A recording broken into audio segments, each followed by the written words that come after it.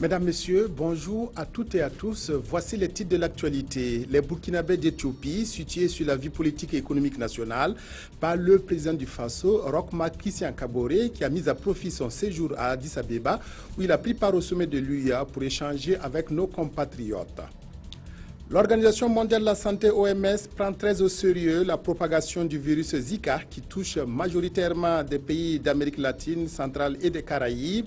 Elle s'est réunie hier en urgence. Le 26e sommet de l'Union africaine a donné l'occasion au président du Faso, Roch Marc Christian Kaboré, d'échanger avec la communauté burkinabé vivant en Éthiopie. La rencontre a permis d'évoquer les préoccupations du pays qui se résument à la sécurité, à la lutte contre la précarité des jeunes et des femmes et au développement agricole. Reportage de nos envoyés spéciaux, Souleymane Sanou, Fousseni Kindo. Une réunion de famille. Ainsi peut-on qualifier la rencontre des Burkinabés d'Éthiopie avec le président du Faso. Ils sont pour la plupart des fonctionnaires en poste à Addis Abeba et dès l'entame des échanges, ils avouent ne pas être venus avec des doléances, mais avec des idées afin de contribuer au développement de leur pays d'origine. Pour leur porte-parole, André Nonguierma, la communauté burkinabé d'Éthiopie, très attachée à la mère patrie, propose la mise en place d'un fonds de développement de l'énergie financé par la diaspora pour venir à bout des difficultés énergétiques. Également, les Burkinabés d'Éthiopie proposent l'organisation d'un forum de la diaspora burkinabé pour capitaliser les énergies, mais aussi l'expertise des compatriotes dispersés à travers le monde. Le président du Faso, de son côté, dit être venu leur apporter les nouvelles du pays, des nouvelles dominées par les récentes attaques des terroristes et d'anciens soldats de l'ex-régiment de sécurité présidentielle. Pour Roch Marc Christian Kaboré, lui et son équipe tiennent à rassurer les compatriotes et les partenaires du Burkina Faso de leur volonté à renforcer la sécurité pour construire un Burkina Faso de quiétude et de sérénité. La question de la déstabilisation, bon, ça je crois qu'on n'a pas besoin de dessins pour le comprendre, mais en même temps, ça veut dire que c'est deux choses que nous devons faire en même temps, et c'est ce que nous discutons avec nos partenaires. Nous devons renforcer le potentiel de notre armée, donc ça veut dire qu'il faut mettre de l'argent là-bas. Et en même temps, nous devons travailler à le développer. Ça veut dire qu'il faut mettre de l'argent aussi dans tous les problèmes de développement économique et social dont nous parlons maintenant. Et je crois que c'est le travail que nous allons faire en vous disant que nous sommes conscients que les questions sécuritaires seront des questions fondamentales pour nous sur les étapes à venir, comme nous dit, jusqu'à ce que nos adversaires aussi soient fatigués. Dans un jeu de questions-réponses, Roch Marc Christian Kaboré et sa délégation ont tenu à apporter la lumière sur toutes les préoccupations soulevées à cette réunion de famille. Et c'est tout heureux d'avoir été entendus et compris que les Burkinabés vivant au pays de Haïlé Sélassié ont difficilement dit au revoir à leur président. Pas plus que Roch Marc Christian Kaboré, qui s'était fait des amis et pas des moindres.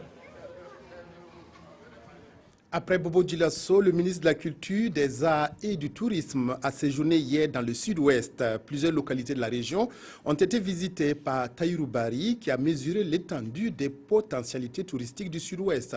Il a surtout pris le pouls des difficultés qui entravent la valorisation des richesses culturelles et touristiques de la région. Justin Karambiri, Isia Kanana.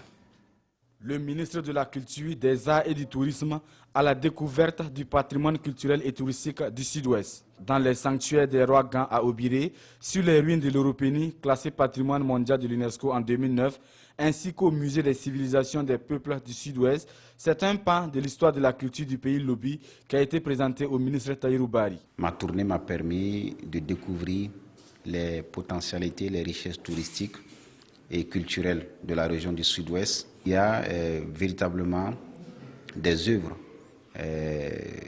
touristiques assez symboliques qui traduisent l'esprit, l'âme et la mémoire du peuple Lobi. Une tournée qui a également permis aux premiers responsables du département de la culture d'avoir des échanges directs avec les acteurs culturels et touristiques de la région. Le pays Lobi regorge de beaucoup de sites touristiques. Et ces sites touristiques-là ne sont pas valorisés. Donc nous avons demandé au ministre s'il peut donner les moyens à la direction régionale de la culture. Et à travers la direction régionale de la culture, avec les guides, on pourra mettre ces sites touristiques-là en valeur. Promesse a été faite par le ministre Bari de se pencher sur ces difficultés afin que rayonne la culture lobby. Une culture dont les sillons avaient déjà été tracés par Madeleine Père, à qui le ministre a rendu un vibrant hommage. Au cours de son périple, le ministre de la Culture, des Arts et du Tourisme a rendu une visite de courtoisie au roi Gan et au chef de canton de Gawa. Face à ces dépositaires de la tradition, Tahirou Bari dit être venu solliciter leur accompagnement, collaboration et surtout bénédiction pour la réussite de la mission qui lui est assignée. La journée internationale des zones humides est commémorée ce 2 février 2016. La réflexion se mène autour du thème « Les zones humides pour notre avenir, mode de vie durable ». Il s'agit de contribuer à l'intégration des objectifs de protection et de restauration des écosystèmes tels que les zones humides dans les politiques de développement. Reportage Jean-Eudes Bayala, Katisanogo. Depuis 1997, le 2 février de chaque année est consacré à la journée mondiale des zones humides. Le Burkina Faso n'est pas en reste. Le thème de l'année 2016, sous la bannière « Les zones humides pour notre avenir » est « Mode de vie durable ». Ce thème a été choisi pour démontrer le rôle vital des zones humides pour le bien-être actuel et futur de l'humanité et promouvoir l'utilisation rationnelle de tous les types de zones humides. Cette journée offre l'occasion de mener le plaidoyer auprès des décideurs pour les convaincre que la réduction de la pauvreté passe en réalité par la protection et la restauration des écosystèmes tels que les zones humides. La communauté internationale a senti la nécessité d'intégrer et de valoriser les zones humides parce que les zones humides contiennent des richesses, aussi bien en eau, en ressources halieutiques, en flore, en faune, etc., d'importance pour l'alimentation, mais également pour la santé, etc., des populations. Donc, on a instauré depuis 1971 une convention pour gérer durablement ces zones humides. Donc la convention a été adoptée le 2 février 1971 à Ramsar, c'est en Iran. Et donc chaque année, le 2 février, nous nous retrouvons pour célébrer ça. À l'occasion, des certificats d'inscription sur les sites Ramsar, du bassin de Nakambe-Mané et du barrage de Tougouri ont été remis. Pour marquer cette journée, une conférence publique sur les zones humides est prévue. La commune de Bobo-Dioulasso a un nouveau partenaire de choix, l'association Belvet, qui a décidé de l'épauler pour gagner le combat de l'assainissement. À travers un projet dénommé « Les jeunes et les femmes de Bobo-Dioulasso s'unissent pour une ville propre », l'association Belvet a remis dimanche dernier du matériel de nettoyage à 16 groupements de femmes de la commune. Betty Bienaon, Moussa Sanon. Des tricycles, des charrettes à traction asine, des brouettes ou encore des pelles. Voici le lot de matériel que l'association Belwet offre aux 7 arrondissements de la commune de Bobo-Dioulasso et à Farakoba, un village rattaché.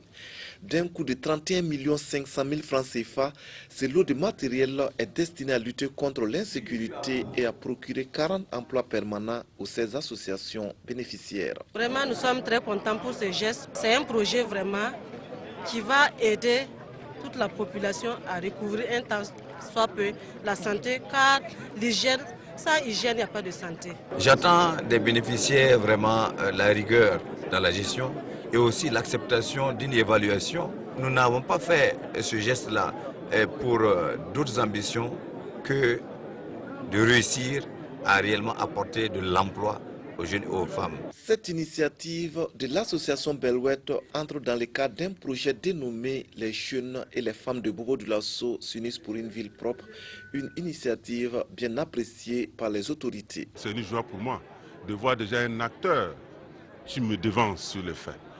On le dit, quand on te lave le dos, il faut savoir te laver le ventre. Et aujourd'hui, nous tenons à dire merci à Sa Majesté pour l'action qu'il vient de poser. Et nous, en tant que ministère technique, nous nous envoyons de le rassurer de notre engagement à l'accompagner et aux bénéficiaires d'en faire bon usage. Pour encourager les populations à adhérer à ce projet de ramassage de leurs ordures, les 1000 premiers ménages bénéficieront d'un mois d'abonnement gratuit. L'engagement est pris par l'association Belwet qui espère étendre bientôt ses actions à d'autres villes du Burkina et dans d'autres domaines. Un plan stratégique de 5 ans pour prendre en charge la santé oculaire des Burkinabés en discussion à Ouagadougou. Objectif, venir à bout de la déficience visuelle et pour cause, la cécité constitue l'une des causes de handicap au Burkina. La Direction générale de la santé réunit ses partenaires techniques et financiers, les ONG et associations autour de ce plan. Pamouada Roro, Jean Zongo, Ini, Janine Kambiré. Les pathologies cécitantes les plus fréquentes au Burkina sont la cataracte, le trachome, le glaucome et la vitaminose A. Selon une enquête réalisée en 2011 par le ministère de la Santé, plus de 8% des personnes de plus de 50 ans sont touchées par la cécité et 17% vivent avec une basse vision. La Direction générale de la santé lance la réflexion pour amender et valider le plan stratégique de santé oculaire 2016-2020.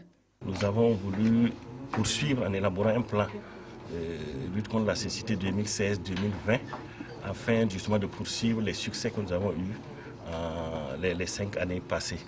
Donc il faut se dire que c'est en collaboration justement avec dans la même dynamique que l'OMS qui est dans la vision 2020 que nous avons élaboré ce présent document-là. L'objectif du plan stratégique 2016-2020, qui fait suite à celui exécuté entre 2009 et 2013, est de poursuivre la lutte et de venir à bout de la déficience visuelle à ses différents degrés, d'autant plus que la cécité constitue une des causes de handicap au Burkina Faso.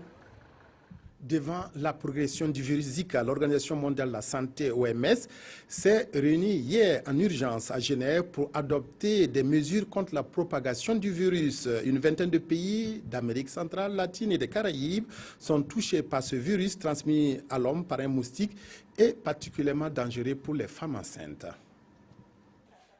Le lien entre le virus Zika et des malformations des nouveau-nés est de plus en plus probable pour l'Organisation mondiale de la santé, même s'il n'est pas encore prouvé scientifiquement. L'OMS a donc tranché et décrété une urgence de santé publique de portée mondiale. Les experts suspectent fortement un lien entre l'infection Zika pendant la grossesse et la microcéphalie.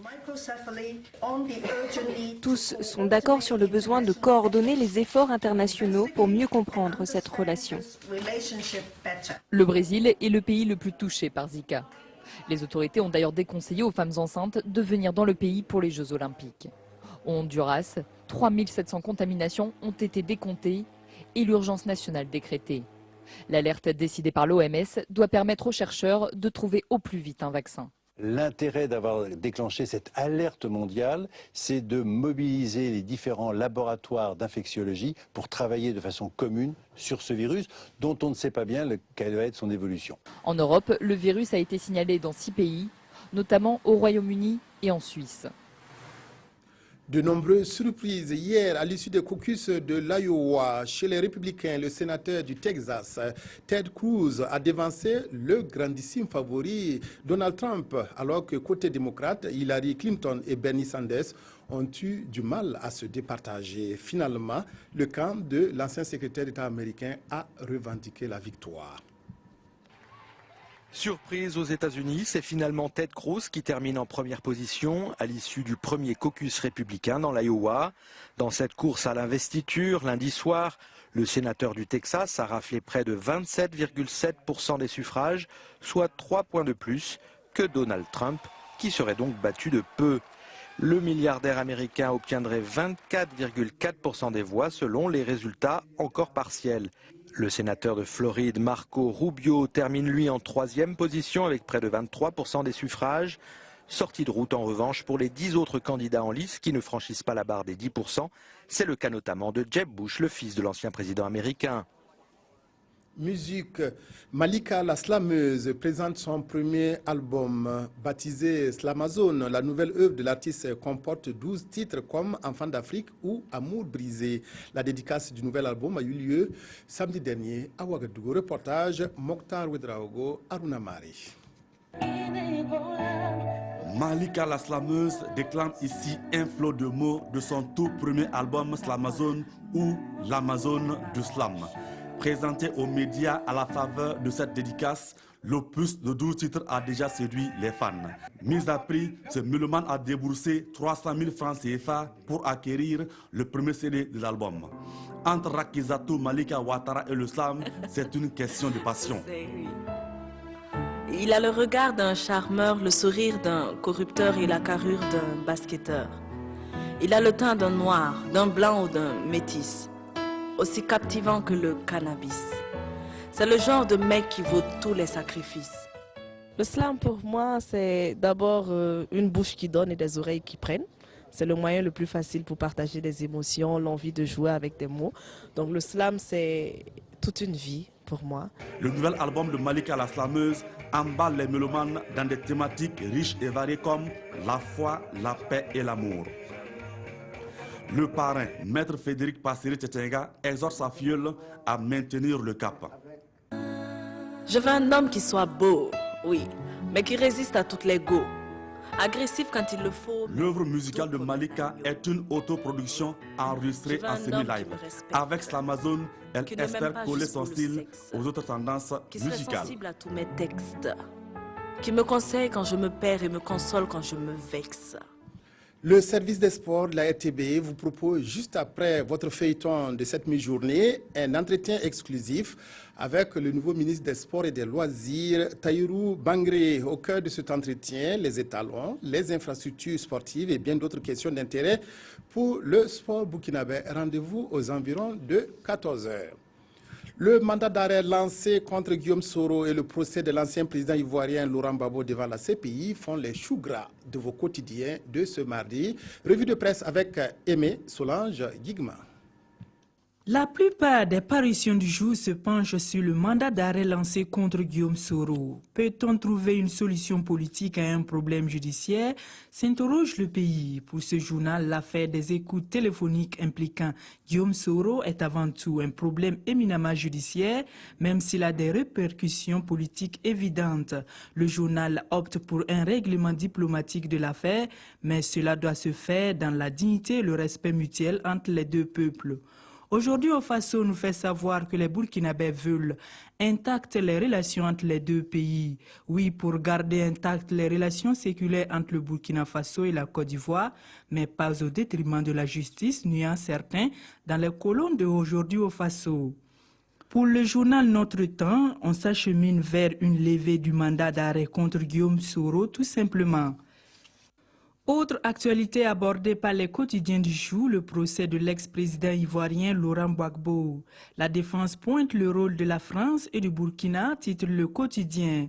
Paris est accusé d'avoir fourni des armes aux forces pro-Ouattara, malgré un embargo décrété par l'ONU, et d'avoir appuyé en sous-main l'offensive qui a mené à la chute de Laurent Gbagbo en avril 2011, explique ce journal. Maître Emmanuel Alti accuse Alassane Ouattara d'avoir préparé sa prise de pouvoir par la force avec l'aide de mercenaires recrutés dès début 2010 au Burkina, précise Notre Temps. Pour l'observateur Palga, ce procès va éclabousser bien des personnes et des gouvernements soupçonnés d'entreprises de déstabilisation contre un régime dont le seul tort est d'avoir mis les pieds dans le plat de la France-Afrique.